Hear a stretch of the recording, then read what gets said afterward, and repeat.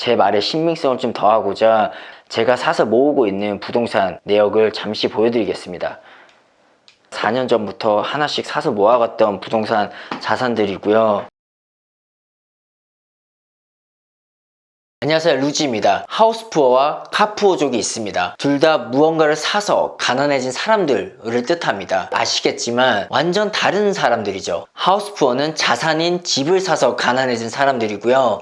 카푸어는 소비재인 차를 사서 가난해진 사람들입니다. 오늘은 이에 대해 얘기해 보겠습니다. 자산에 있어서는 내 능력 범위를 초과해서 빚을 지고 사는 것에 대해서 나쁘게 생각하지 않습니다. 그러나 능력 범위를 벗어나서 일반 대중들에게 있어서 소비재의 최상단격인 차를 사는 것에 대해서는 굉장히 안 좋게 생각하는 편입니다. 카푸어족을 좋아하지 않는다는 거죠. 내 주변에 뜻 있는 사람들만 곁에 두어도 모자랄 판에 굳이 나와 소비에 대한 철학이 맞지 않는 사람들을 곁에 둘 필요는 없다고 생각을 해요. 사실 예전에는 상대가 그런 차를 사면 안 되는 상황이면 안 샀으면 좋겠다라고 이렇게 돌려서 얘기도 하고 그랬는데, 그렇게 얘기하니까 저만 나쁜 사람이 되더라고요. 그 후로 한번 돌려서 얘기하고 안 되면 그냥 사라고 합니다. 요즘 들어 나와 맞지 않는 사람들을 꼭 설득할 필요가 없다는 것을 굉장히 많이 느끼고 있고요. 그래, 너 하고 싶은 대로 해, 너 사 라고 얘기하는 게 상대의 신임을 얻는 방법이라는 것을 뒤늦게 깨달았습니다. 상대가 소비재를 사도 충분한 사람이면 경제에 기여하는 부분이 크기 때문에 존중하는 편입니다. 따라서 오해는 없으시길 바랍니다. 그런데 제 주변 대부분은 그렇지 않기 때문에 조금 더 깊게 얘기해 볼게요. 주변을 한번 둘러보세요. 여러분 주변에도 별반 다를 게 없을 겁니다. 최근에 어디 임장을 다녀왔는데 빌라가 굉장히 많은 수도권의 어느 한 지역입니다. 수도권 빌라는 재개발, 재건축 이슈가 아닌 이상 소비재 격으로 바라봐야 된다고 예전에도 얘기를 드렸었는데요. 서울 도심부와 다르게 대체 가능한 물건들이 계속 지어지기 때문인데요. 만약 도심부라면 새 것이 공급되면 그 새 것에 지불해야 되는 비용이 굉장히 크기 때문에 어쩔 수 없이 빌라로 내려오지만, 수도권은 기존에 빌라가 있다면 이보다 훨씬 싸게도 아파트가 공급될 수 있는 땅이 많기 때문에 도심과는 좀 다르게 접근해야 됩니다. 수도권에 빌라 사는 분들을 무시하는 얘기는 절대 아니고요. 제가 얘기하고 싶은 거는, 제가 최근에 임장 갔을 때 그쪽 빌라 시세를 알고 있는 상황에서 그 임장을 하는데 주차된 차들을 보고서 제가 많이 놀랬기 때문이에요. 머릿속에 있었던 그런 카푸어의 삶을 사는 분들이 굉장히 많구나라는 것을 다시 한번 깨달았습니다. 참고로 여러분들이 이렇게 어디 임장을 다닐 때 아파트 가격뿐만 아니라 빌라 가격도 보시고요. 아파트 가격 대비 빌라 가격 수준이 어떻게 되는지 그 비율을 비교하면서 다니면 여러분들이 앞으로 빌라나 아파트나 여러 대체재를 바라볼 때 부동산에도 다양한 상품이 있잖아요. 그 상품별 가격대를 어느 정도 점칠 수 있는 능력이 생길 겁니다. 아파트나 빌라 가격의 비율 같은 것은 하우스머치 사이트에서 확인할 수 있고요. 빌라나 아파트나 이런 것들 모두 다 지분이 중요하기 때문에 이런 지분을 확인하려면 유튜브 사이트나 아니면 디스코 어플을 통해서도 확인할 수 있으니까요. 참고로 알아두시기 바랍니다. 다시 돌아와서 해당 지역의 빌라 시세를 봤더니 신축이 2억이고요. 전세는 한 1억 초반 정도 하더라고요. 근데 정말 그 신축 2억선보다 비싼 차들도 보였습니다.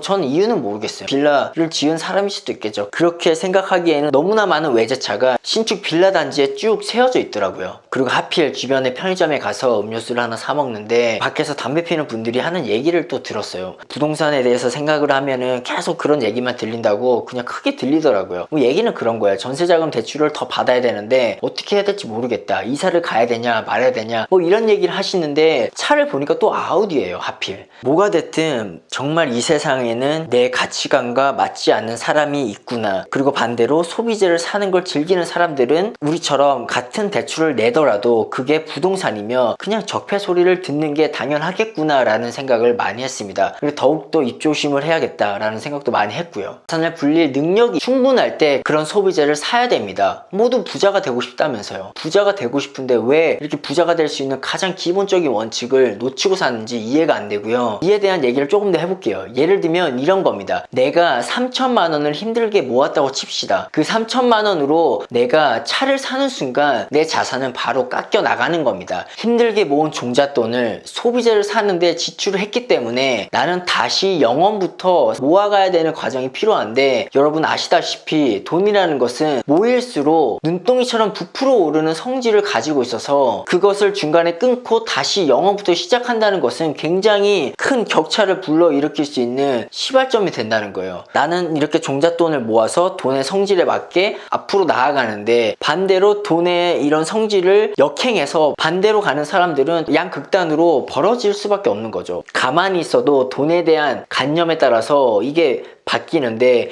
양극단으로 가니까 자꾸 다른 데로 새는데 다시 돌아와서 내가 자산을 불릴 수 있는 능력이 된다는 얘기가 뭘까요? 내가 3천을 모았다면 바로 차량을 사는 게 아니라 그 3천을 2년 뒤에 3천만 원을 더 불려서 그 불린 돈으로 사자는 겁니다. 즉 소비를 잠깐 유예시키고 먼저 투자를 통해서 불려서 얻은 돈을 가지고 사는 거죠. 그럼 공짜로 사는 거니까요. 만약에 내가 2년 뒤 그 차량 값을 만들어내지 못한다면 차를 살 자격이 없는 겁니다. 그걸 자꾸 무시하니까 자꾸 탈이 나는 겁니다. 그리고 여러분 더 중요한 게 뭔지 아세요? 2년 뒤에 그 차량 가격은 시세가 확 내려가고요. 2년을 참았기 때문에 한 단계 나은 신차를 살 수 있는 기회를 또 얻을 수 있습니다.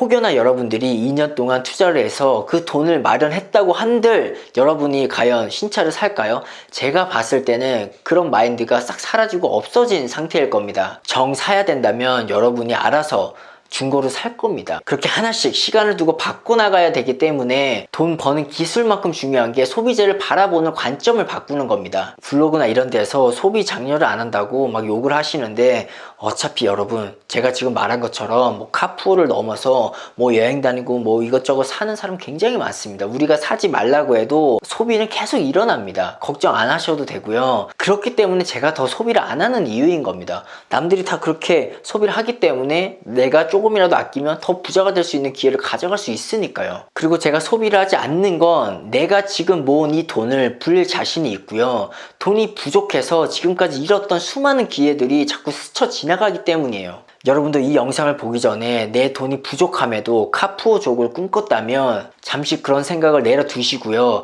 한 발짝 뒤에서 나를 한번 바라보셨으면 좋겠습니다. 그리고 주변에 잘 나가는 사람들이 어떻게 살아가는지 한번 보시기 바랍니다. 가만히 있어도 나를 쓰러뜨리려고 하는 세력이 가득한 세상에서 혼자 역행하는 여러분을 발견하실 거고요. 그럼에도 깨닫지 못한다면 여러분이 불쌍하게만 여겼던 그런 노숙자분들이 되지 않으란 법도 없습니다. 정말 지겹게 얘기하지만 내가 사고 싶은 거 다 사면서 부자가 되는 사람은 없습니다. 내가 사고 싶은 것을 통제하는 그 가운데에서 돈도 나를 따라오는 거고요. 돈은 감정을 가지고 있습니다. 우리가 하찮게 대하면 돈도 우리를 하찮게 여기고 도망가는 법입니다. 앞으로 돈을 인격체로 여기시고 굴러다니는 100원도 귀하게 여기는 우리 구독자분들이 되기 바라면서 오늘 영상 마치겠습니다. 돈을 사랑하세요. 부자 되시기 바랍니다. 고맙습니다. 꼭 드리고 싶은 말이 있었는데 하지 못해서 다시 영상 앞에 섰습니다. 여러분 우리 다 큰 성인이잖아요. 성인이면 성인답게 내가 처한 현실을 직시하시고 내 현실이 거지 같다면 거지 같다고 해서 자꾸 소비자를 추구하면서 거기서 행복을 얻지 마시고 자산을 사는 데에서 행복을 얻으시기 바랍니다. 혹시라도 지금의 삶이 너무 싫어서 지금 현실을 부정하고 남에게 잘 보이고자 카푸어의 삶을 추구하고 그런 카푸어의 삶을 추구하는 사람들을 내 곁에 두고 있다면 그런 사람들 다 물갈이 하시고요. 우리 상황이 그럴수록 더욱더 자산을 사서 모아가는 사람들의 뷰를 자꾸만 따라가는 우리 구독자분들이 되시기 바랍니다. 제가 자꾸만 블로그나 유튜브에서 돈을 쓰지 말아야 된다라고 얘기를 해서 오해하시는 부분이 있을까봐 제가 참고로 한마디 더 드리자면 저는 소비재를 사는 데 있어서 돈을 아끼는 거지 자산을 사고 그 자산의 가치를 더 빛나게 하는 데는 돈을 아끼진 않습니다. 우리는 철저하게 시간이 지나면서 가치가 커지는 그런 자산들을 사서 모아야 됩니다. 이전 영상에서 소개한 것처럼 두 가지밖에 없습니다. 부동산 등기부 등본 그리고 각 업종 1등 기업들의 지분을 사서 모아가야 됩니다. 저는 아직까지 09년식 아이서티 구형 중고를 사서 타고 있고요. 제가 가진 소비재라고 하면 기껏 해봤자 뭐 이런 안경 뭐 이런 것들밖에 없습니다. 뭐 비싼 거 지른 그런 것도 없고요. 저는 자산을 사서 모아가고 그리고 그 자산을 관리하는 것에 있어서 굉장한 행복감을 느끼기 때문에 그런 소비재에 관심이 전혀 없습니다. 앞으로도 자산을 계속 모아갈 거고요. 궁금해 하시는 분도 계시고 제 영상을 처음 접하는 분들도 계셔서 제 말에 신빙성을 좀 더하고자 제가 사서 모으고 있는 부동산 내역을 잠시 보여드리겠습니다. 앞에서부터 제가 4년 전부터 하나씩 사서 모아갔던 부동산 자산들이고요. 이런 부동산 물건들을 관리하는데도 돈이 많이 들기 때문에 소비재를 사서 모아간다 이런 생각을 해볼 겨를이 없습니다. 여러분들도 앞으로 자산을 사서 모아가다 보면 제가 무슨 말을 하는지 분명히 이해하는 시기가 올 겁니다. 제가 이렇게 영상을 찍는 가운데서도 소비재를 사면 계속 가치가 떨어지겠지만 이런 부동산 자산들이나 1등 기업들의 지분들은 제가 이렇게 영상을 찍고 여러분과 소통을 하는 가운데에서도 계속 일을 하면서 나의 총자산과 순자산을 계속 불려주고 있습니다. 오늘 이 영상을 끝으로 소비재를 사야 된다 말아야 된다 이런 얘기를 하지 않을 겁니다. 제가 이렇게까지 온 열을 다해서 얘기를 했는데도 대출받아서 외제차 카푸의 삶을 선택한다? 그런 사람들은 절대 부자가 될 수 없고요. 그 원인에는 뼛속까지 뿌리 박힌 가난의 DNA가 탑재되어 있다는 겁니다. 그거는 빼내기 어렵습니다. 자기 복인 거고요. 앞으로 계속 카푸의 삶 사시기 바랍니다. 그대들이 있어 우리가 돈을 벌 수 있는 거니까요. 오늘도 긴 영상 시청해주셔서 감사합니다. 고맙습니다.